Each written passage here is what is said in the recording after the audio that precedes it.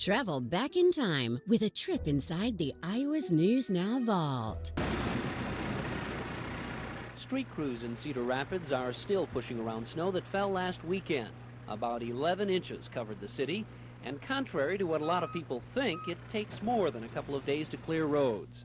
We do have to go approximately 2 to 3 weeks to get all of the odds and ends cleaned up and get this moved back over the curbs to make room for another one that we hopefully don't get.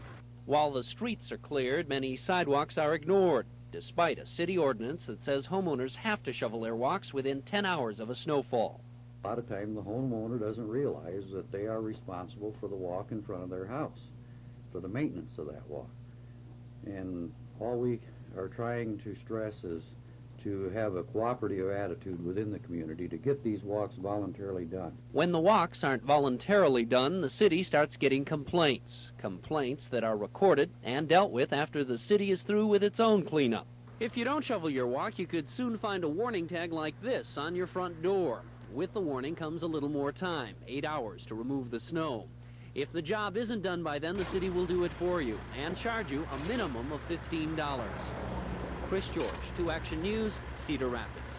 It felt like the sun had left us as Iowa's winter miseries continued for the second straight day. A score of eastern Iowa highways were closed as county road crews lost their struggle against the blowing snow, as did many drivers in what the weathercasters are calling a ground blizzard. With the wind chill temperatures dipping to minus 80 degrees, the demand for home heat's been up too much in some towns. Iowa Electric has issued a natural gas emergency for several communities in the area. Residents in South and North English, Williamsburg, Marengo, Ladora, Victor, the Amana colonies, and Homestead have been asked by IE to turn down their thermostats. An IE spokesman says the cold weather has caused unexpected demand on their natural gas supplies. As a result of that demand, we were not able to push enough gas through the pipeline in order to keep the pressure up. And what we were concerned with is if we lose pressure on those lines, then it would be a matter of not being able to serve those customers at all. Webb says he doesn't recall his company ever imposing such restrictions in the past. It's highly unusual. As you know, these lows are record lows with wind chill factors in eastern Iowa somewhere in the neighborhood of 90 below zero.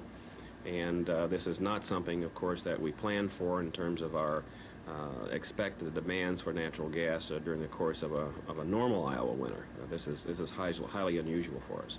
Our highly unusual weather is expected to continue for a day or two more, with tomorrow's high of 0 the only relief in sight.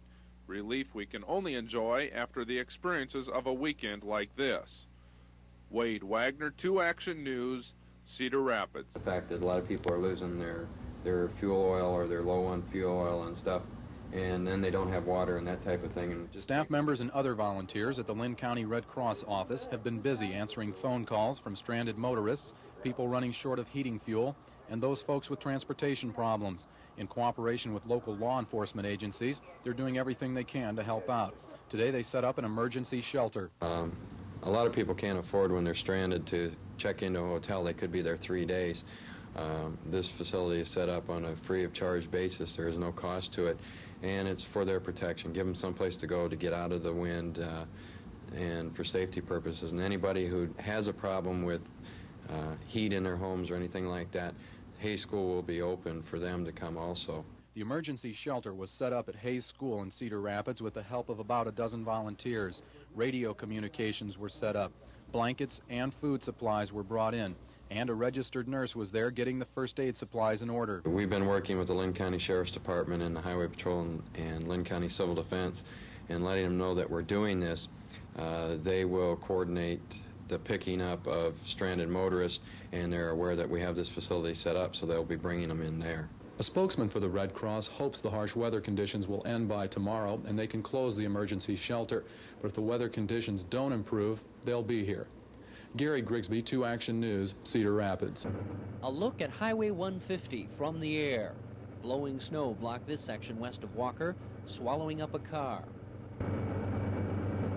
Just around the corner, another mountain of snow stopped traffic. Dozens of cars and trucks lined up behind a plow and waited for an opening.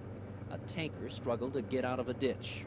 The city of Independence was isolated overnight with drifts on all sides.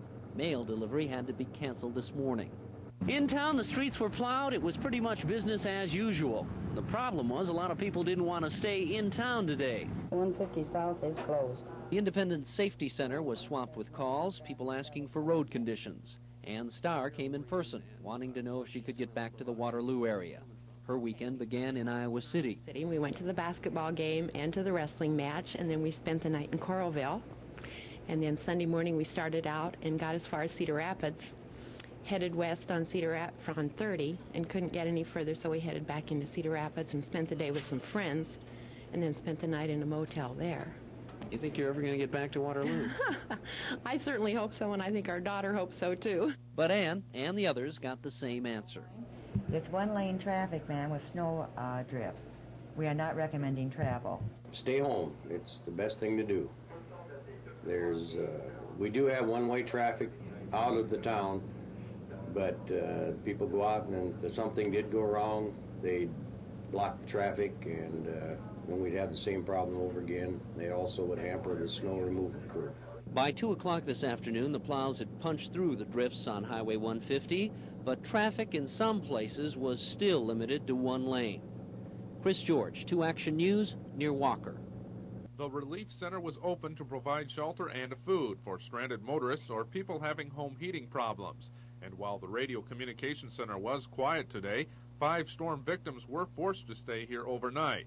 This man couldn't afford a motel when his bus to Wisconsin was canceled. I got food and shelter here. Well, that's better than nothing. Jesse Story and his friends were also heading for Wisconsin when they ran into high snow drifts on a northern Lynn County road last night. So we turned around and went back to Mount Vernon and needed a place to stay, so we went out and to ask the policeman. He located this place for us. Red Cross officials were surprised they didn't help more victims, and happy people didn't try traveling last night. They plan to keep the center open one more evening. Those people living in homes or houses who are without heat or water and need a place to come, this will be open to them. We'll provide the same services for them that we will for anyone else. Red Cross officials are extremely pleased with the use of this old school building as a relief center. While it is expected to close tomorrow, it will be open for business again once another major winter storm moves in. Wade Wagner, 2 Action News, Cedar Rapids. It came in with a bang. The Transpolar Siberian Express made its way into the United States this past weekend, breaking multitudes of records. Overnight low temperatures on Sunday reached record levels in Waterloo at 27 degrees below zero, Dubuque at 25 below, Cedar Rapids at 24 below, and the Quad Cities at 23 below. Wind chills across Iowa was in the very dangerous category, with peak gusts as high as 51 miles per hour, producing a skin-chilling effect of 98 degrees below zero. The cold outbreak first began as a very intense high-pressure system in Siberia, which was pulled across the North Pole into the central Canada region, then crossing into the central United States. Just today, it began to turn east around an unusually strong storm system over Hudson's Bay. Heavy drifting snow left many roads impassable across the northern United States, with the Indiana-Ohio tollway closed today. The cold core air is centered over the southeast now, and that touched off numerous record lows last night in Florida, Georgia, Alabama, Mississippi, and South Carolina, along with Virginia and Maryland. And Florida expects a hard freeze tonight, threatening the citrus crops. This kind of super Arctic outbreak usually occurs only once every 50 to 100 years. But with all the frustration it has created, I'm sure that no one will mind if we don't see another one like it till the year 2082. I'm meteorologist Andre Bernier, 2 Action News from the KGAN Weather Service.